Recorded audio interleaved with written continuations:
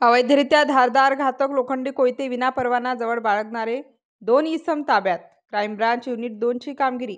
दिनांक 27 जानेवारी 2025 रोजी सहाय्यक पोलीस उपनिरीक्षक शंकर काळे यांना मिळालेल्या 2 आरोपी Nashik road Maldhakka railway gate जवळ हातात कोयता घेऊन जाणारे येणारे लोकांना कोयत्याचा धाक दाखवून दहशत माजवत आहेत अशी बातमी मिळाल्याने वरिष्ठ पोलीस निरीक्षक विद्यासागर श्रीमनवार यांच्या सूचनेप्रमाणे नाशिक रोड रेल्वे स्टेशन मालधक्का रेल्वे गेट जवळ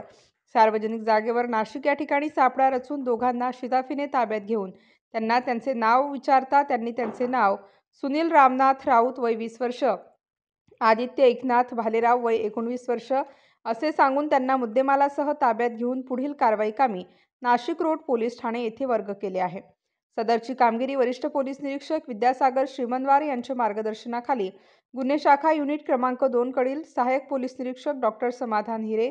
श्रेणी पोलीस उपनिरीक्षक मुख्तार खान पठाण, सहाय्यक पोलीस उपनिरीक्षक बाळू शेळके, शंकर काळे, विलास गांगुर्डे, प्रेमचंद गांगुर्डे, पोलीस हवालदार नंदकुमार नांदुर्डीकर, प्रकाश बोडके, चंद्रकांत गवडी, अतुल पाटील, प्रकाश महाजन, वाल्मिक चव्हाण, नितीन फुलमाळी, मनोज परदेशी, प्रवीण वानखडे, संजय पोटिंदे अशांनी केलेली आहे.